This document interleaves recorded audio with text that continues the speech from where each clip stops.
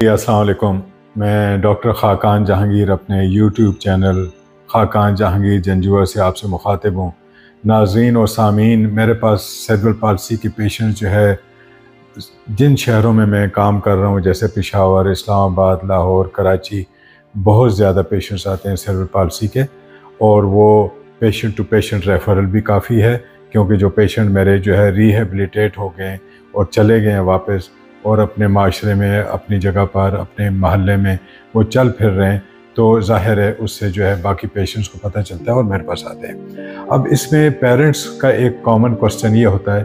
कि हमें डॉक्टर्स ने बताया हुआ है कि इस पेशेंट के ब्रेन में प्रॉब्लम है, जब तक ये ठीक नहीं होगा तो जिस्मानी माजूरी जो है कैसे ठीक हो सकती है, वहाँ से सिग्नल ही नहीं आ रहे या गलत सिग्नल आ रहे हैं, तो जिस्मानी माजूरी को ठीक करने का कोई फ़ायदा नहीं है, क्योंकि मरीज़ का जो ब्रेन है वो डैमेज हुआ हुआ है। इसमें मुख्तलिफ़ उम्र के बच्चे होते हैं,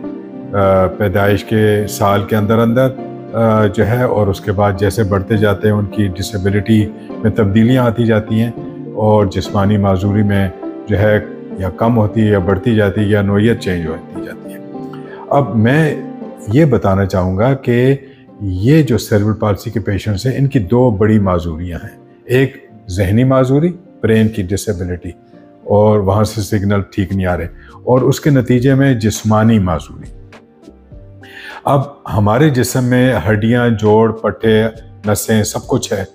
और अगर इसी तरह बच्चे को आप बड़ा होने दें तो जाहिर है जिस्मानी माजूरी जो है वो बढ़ती जाएगी, उसके जोड़ों में तब्दीली आती जाएगी। जोड़ अगर टेढ़ा है तो टेढ़ा ही बढ़ेगा, हड्डियों में, पट्टों में जो है जो सख्ती है, स्पास्टिसिटी है, और उसका काम काज करने का जो तरीक़ाकार है या फंक्शन है वो डिसेबल है, तो वो डिसेबल ही रहेगा और बढ़ता जाएगा। तो हमारा मकसद यहाँ पर यह होता है कि उसकी ब्रेन को सपोर्ट करें, जिसमें मुख्तलिफ़ अद्वियात हैं, और हमारी टीम में न्यूरोलॉजिस्ट होते हैं जो कि ब्रेन को मैनेज करते हैं, और जो है हम लोग जो है जिस्मानी माजूरी को जो है उसके फंक्शन को इम्प्रूव करते हैं। यानी जो आपके जोड़ हैं, जो पट्टे हैं, जो चलने का अमल है, उठने बैठने का अमल है, या उसकी जो डिसेबिलिटी है उसकी इंटेंसिटी को कम किया जाए और फंक्शन को बेहतर किया जाए, यानी उसकी लाइफ को मोर यूज़फुल बनाया जाए, कारआमद बनाया जाए, वो नियर टू नॉर्मल आ जाए या इंडिपेंडेंट होना शुरू हो जाए, अपने हाथों को सही इस्तेमाल करना सीखें,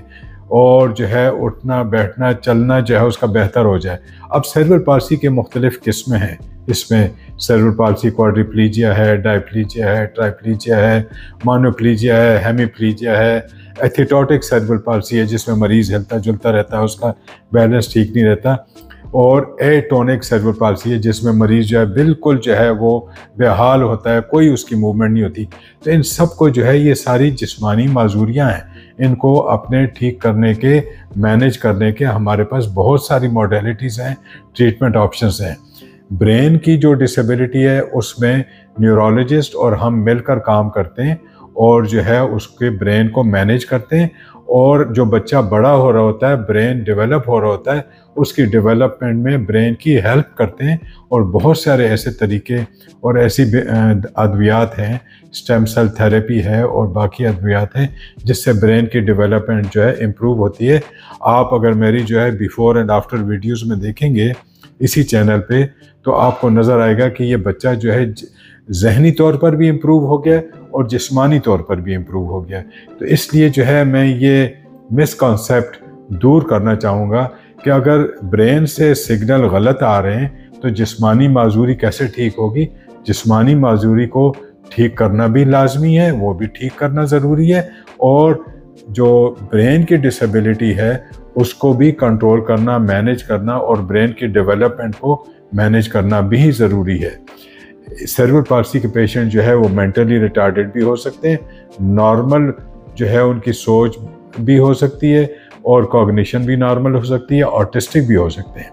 तो इन सब चीज़ों को मैनेज करना होता है, इसमें हमारी पूरी टीम काम करती है। कोई एक ऑर्थोपेडिक सर्जन या न्यूरोलॉजिस्ट का काम नहीं है, फिजियोथेरेपिस्ट का काम नहीं है, ऑक्यूपेशनल थेरेपिस्ट सिर्फ काम नहीं कर सकता, इसमें सारे मिलकर काम करते हैं और उसकी फ़िज़िकल डिसेबिलिटी यानी जिस्मानी माजूरी और जहनी माजूरी दोनों को मैनेज करते हैं। तो इसलिए आप लोग जो है